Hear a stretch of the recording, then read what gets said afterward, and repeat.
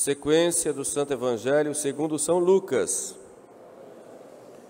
Naquele tempo, depois de se completar o tempo em que, segundo a lei de Moisés, Maria devia ser purificada, José e Maria levaram Jesus a Jerusalém a fim de o apresentar ao Senhor, segundo está escrito na sua lei: todo primogênito será consagrado ao Senhor, e também para oferecer em sacrifício, segundo a lei, 2 rolas ou 2 pombinhos. Ora, havia então em Jerusalém um homem justo e temente a Deus, chamado Simeão, que esperava a consolação de Israel, e o Espírito Santo estava nele. Tinha-lhe revelado o Espírito Santo que não veria a morte sem ver primeiro o ungido do Senhor. Subiu, pois, ao templo inspirado pelo Espírito de Deus, e quando os pais de Jesus lá o levaram para com ele cumprirem as prescrições da lei, Simeão tomou nos braços e bendisse a Deus, exclamando: agora, Senhor, podeis deixar partir em paz o vosso servo, porque os meus olhos viram a vossa salvação, preparada para todos os povos, luz para iluminar as nações e glória de Israel, vosso povo. Que pelas palavras do Santo Evangelho sejam perdoados os nossos pecados.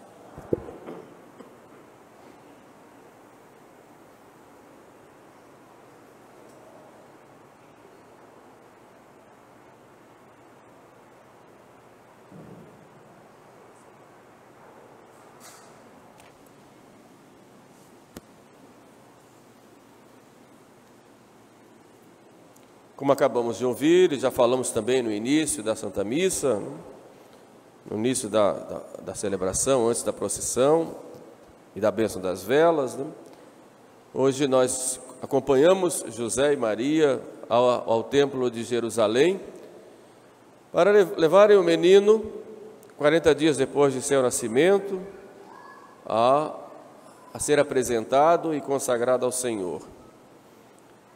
Na verdade, Jesus não precisava ser consagrado, porque Ele é Deus feito homem, nele habita toda a plenitude da divindade. Ele é Deus e homem, uma pessoa, a pessoa divina, com 2 naturezas, natureza divina e a natureza humana. Mas Ele vai ao templo já para tomar posse e inaugurar um novo tempo, o tempo da redenção, o tempo da salvação. Depois ele irá nesse templo e muitas vezes pregará, já aos 12 anos, e depois na sua vida pública, chegará nesse mesmo templo e expulsará os vendilhões e anunciará que desse templo não ficará pedra sobre pedra, e o templo que ele iria construir, que é ele mesmo, seria destruído e reedificado em 3 dias, falando da sua ressurreição. E tudo isso vai agora, então, simbolizado nessa primeira chegada de Jesus no Templo de Jerusalém. Maria Santíssima também não precisava ser purificada, porque a sua concepção foi sem mancha de pecado original. A concepção de Jesus no ventre de Maria foi uma concepção virginal. Mas Maria, ela se submete à lei por obediência, pela fé e por humildade. E os dois então chegam ao templo, terminadas as cerimônias da purificação, encontram no templo um profeta e uma profetisa, Simeão e Ana. E Simeão, cheio do Espírito Santo, anuncia já que aquele menino foi colocado para a ascensão e para a queda de muitos em Israel, mas é luz para iluminar as nações e é glória de Israel. E ao contemplar aquele menino, ele diz a Deus: agora podeis deixar ir em paz o vosso servo. Porque na verdade ele tinha em seus braços o príncipe da paz, aquele que veio resgatar a humanidade e trazer a verdadeira paz do homem com Deus, de Deus com o homem e dos homens entre si. Portanto, nós vemos aí um grande significado destes atos de Nossa Senhora e de São José de levarem o menino Jesus até Jerusalém. Mas em Jesus nós devemos aprender o exemplo, né? Quando ele na última ceia lava os pés dos apóstolos, ele insiste nisso: dei-vos o exemplo a fim de que também o façais. E São Paulo, falando das atitudes de Cristo, fala que as suas atitudes estão cheias dos seus próprios sentimentos. E diz: tende entre vós os mesmos sentimentos que teve Jesus Cristo, que sendo Deus tomou a forma de servo. Então, o que é que nós podemos aprender nesse dia, nesses atos ou nessas atitudes de Jesus e de Maria? Eu reflito com vocês hoje duas virtudes que são extremamente necessárias e que Maria e Jesus e José, indo ao templo, nos ensinam. A primeira é a virtude da obediência. Eles vão para lá para obedecer à lei. E nós vemos em muitos momentos Jesus falar da necessidade dessa obediência. Obediência é o que é? Obediência é submeter a nossa vontade à vontade do Pai, à vontade de Deus. E Jesus nos diz isso em diversos modos, em diversos momentos. A minha vontade é fazer a vontade daquele que me enviou. Quando no Horto das Oliveiras ele faz a sua oração, ele diz: Pai, se é possível, afasta de mim este cálice, sem que eu beba, mas não se faça a minha vontade, e sim a vossa vontade. Jesus, sendo Deus e homem, ele tem uma pessoa, mas tem duas vontades, uma vontade divina, uma vontade humana. Mas a sua vontade humana estava sujeita à vontade do Pai. Não se faça a minha vontade, mas a vossa vontade. E tanto é necessário isso que ele, quando nos ensina a rezar o Pai Nosso, ele nos manda pedir: seja feita a vossa vontade, assim na terra como no céu. E ele nos dá o maior exemplo de obediência, como diz São Paulo: se fez obediente até a morte, e morte de cruz. Por isso Deus o exaltou e lhe deu um nome que está acima de todo nome. De modo que a obediência nos leva à glória, nos leva à honra de Deus e também a nossa própria honra diante de Deus. A obediência. Maria também nos dá o exemplo, e é clássica aquela frase que ela diz ao anjo: faça-se em mim segundo a vossa palavra. Eu sou a serva do Senhor. Mas como obedecer? Nós sabemos que a obediência nos leva a cumprir a vontade de Deus. Mas como é que nós vamos saber qual é a vontade de Deus? Nós podemos conhecer a vontade de Deus de três formas. A primeira, pelos mandamentos. Ali temos a expressão da vontade de Deus. Mandamentos que foram codificados nos 10 que nós conhecemos, mandamentos de Deus. Deus positivamente diz: faça isso ou não faça aquilo. Alguns são mandamentos positivos: faça, amar a Deus sobre todas as coisas, guardar domingos e festas. Outros são em negativo, em proibitivos: não tomar seu santo nome em vão, não matar, não furtar. Mas aí nós temos os mandamentos de Deus com em todos os seus aspectos, que nós podemos conhecer no catecismo, aquilo que nós devemos fazer ou não fazer. Só que esses mandamentos não são apenas o pode e não pode, mas devem ser a expressão do amor de Cristo que vem a nós e diz: siga-me. Por isso, cumprir os mandamentos é seguir a Cristo. A nossa religião não é uma religião do pode e não pode, mas é uma religião do seguimento de Cristo. E quando nós seguimos a Jesus Cristo, evidentemente, muitas coisas nós temos que deixar de fazer porque vão contra esse seguimento. E outras coisas nós devemos fazer porque elas nos levam ao seguimento de Cristo. Então, cumprir os mandamentos é seguir uma pessoa, que é a pessoa de nosso Senhor Jesus Cristo. Dei-vos o exemplo, a fim de que também o façais. Quem me segue não anda em trevas, mas terá a luz da vida. Vem e segue-me. Ele diz a São Pedro, logo depois da ressurreição, e logo após ter perguntado para ele: tu me amas? Sim, Senhor, eu te amo. Mais uma vez pergunta: tu me amas? Sim, Senhor, tu sabes que eu te amo. Depois, da terceira vez: tu sabes tudo, Senhor, sabes que eu te amo. Diz a Pedro: vem e segue-me. Evidentemente, sabemos que naquele momento Cristo estava investindo Pedro do poder sobre toda a igreja. Pedro foi o primeiro Papa. Mas este vem e segue-me que ele diz a Pedro, ele diz a cada um de nós: vem e segue-me. Seguimos a Cristo. O cumprimento dos mandamentos de Deus, a obediência, e nós temos que obedecer, essa obediência deve nos levar a esse seguimento de Cristo, no cumprimento dos mandamentos. Mas como é que nós podemos conhecer a vontade de Deus? Só através dos mandamentos? Não. Podemos conhecer a vontade de Deus através dos acontecimentos do dia a dia.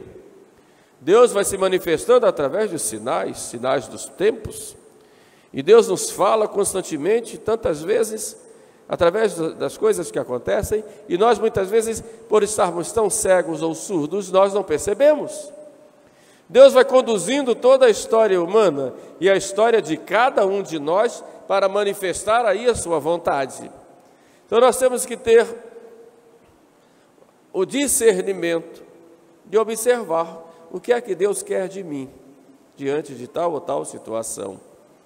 Evidentemente, às vezes a gente não consegue, aí é hora de procurar alguém que ajude, um diretor espiritual, uma pessoa mais prudente, mais experiente e que tenha esta visão sobrenatural das coisas, para nós podermos compreender, através dos acontecimentos, qual é a vontade de Deus. E uma vez compreendendo, tendo feito o discernimento, essa é a vontade de Deus, então eu vou fazer.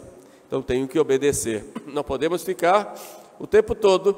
Deus vai mostrando através dos acontecimentos que Ele quer algo de nós e nós ficamos brigando.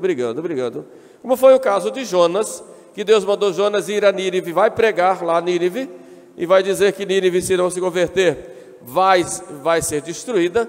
Jonas, com medo, o que faz Jonas? Ele foge para bem longe e Deus faz surgir uma grande tempestade no mar, vai tudo afundar.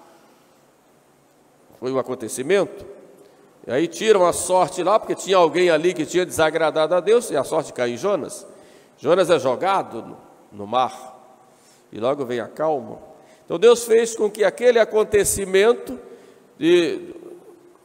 da tempestade, Jonas jogado no mar, depois ele é engolido por um peixe, depois é jogado numa praia. Os acontecimentos foram mostrando qual era a vontade de Deus. É assim.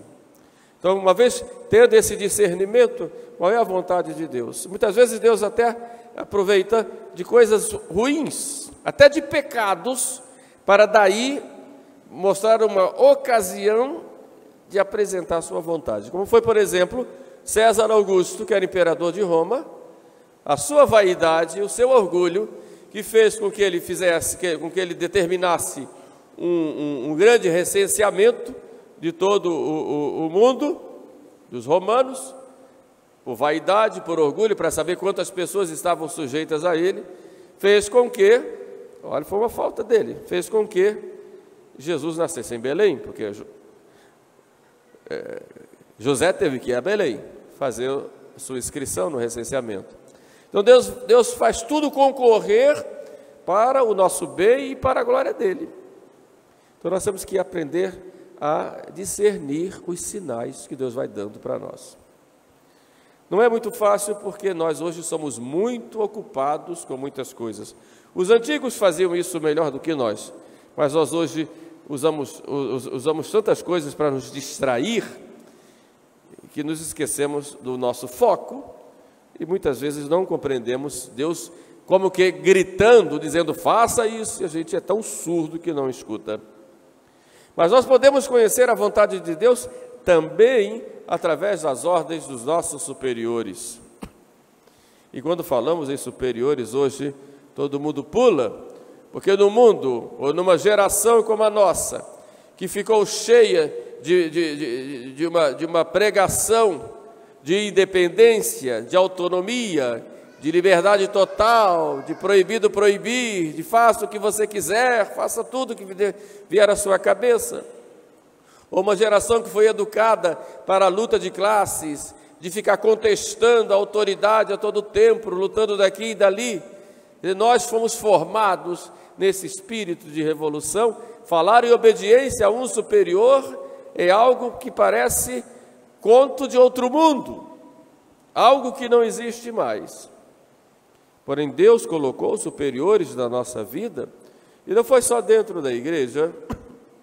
Eu tenho um superior, que é o meu bispo, que é o Papa. O seminarista tem o seu superior, que é o seu reitor, o seu prefeito de estudos, em certo sentido, seu diretor espiritual. E todo o povo tem o seu pároco, o seu capelão, o seu bispo, o Papa, daquilo que lhe é próprio, né? E os superiores também civis, que estão aí para trabalhar em prol do bem comum. Enfim, todos nós temos os nossos superiores e devemos aprender a obedecer, porque obedecendo aos nossos superiores, daquilo que lhes compete, tendo sempre como critério a vontade de Deus, porque a nossa submissão é a Deus, nós temos que obedecer e assim estaremos fazendo a vontade de Deus. Eu dizia sempre para as irmãs no convento, onde eu fui capelão durante muitos anos, é claro que Deus não vai mostrar para cada uma das senhoras todas as coisas que tem que fazer no dia a dia. De modo que quando toca o sino, na hora de acordar, ou de ir para a capela, ou de ir almoçar, ou de ir fazer recreio, é Deus que está fazendo, dizendo, vai lá fazer o recreio, vai lá para a capela, vai lá cuidar das coisas. Ou quando a tua superiora diz, irmã, vá lá lavar a louça, vai lá lavar a roupa, vai lá varrer o quintal, vai lá fazer uma compra, é Deus que está falando através da superiora, porque Deus não vai em todos os momentos nesses detalhes, Ele coloca os seus representantes. Portanto, Deus manifesta a sua vontade também através dos nossos superiores. Então vocês veem aí três modos através dos quais Deus manifesta a sua vontade e quer de nós a obediência. E se nós formos olhar na vida de Cristo, nós vamos ver dessas três formas Jesus mostrar ser obediente à vontade do Pai. Nos mandamentos, nos acontecimentos e nos superiores, até os superiores que iriam matá-lo, ele obedece. Ele obedece. Isso para nós é uma grande lição. De modo que nós devemos aprender na festa de hoje a virtude da obediência. E é preciso fazer um exame de consciência, até que ponto eu estou sendo obediente e submetendo a minha vontade à vontade de Deus, ou querendo fazer sempre a minha vontade. Tem que ser tudo do meu jeito, como eu planejei, e não como Deus quer. Fica aí a reflexão para cada um de nós. Num segundo momento, nós refletimos sobre o significado, o símbolo da vela acesa, que eu disse, que é o símbolo da fé. Luz para iluminar as nações e glória de Israel. Jesus é essa luz que nos ilumina, e é essa luz que devemos carregar em nossa própria vida. A fé é que ilumina, e o que é a fé? A fé, na verdade, é a nossa resposta a um Deus que vem a nós. E dizemos, não apenas algo intelectual, eu creio intelectualmente, também, mas é mais que isso, eu creio com a minha vida. E digo sim ao Deus que me procura e que vem me iluminar, eu digo sim. E esta fé, que é a resposta a Deus que vem a mim, ilumina a nossa vocação de cristãos. Somos chamados à santidade e somos chamados a sermos luz do mundo. Por isso nós temos que reavivar sempre a cada dia o amor primeiro, ou seja, aquele amor que nos fez, que nos conquistou para Jesus Cristo. Não devemos ir no relaxamento, às vezes vem a conversão, depois a gente vai se relaxando. É preciso voltar sempre àquele amor primeiro.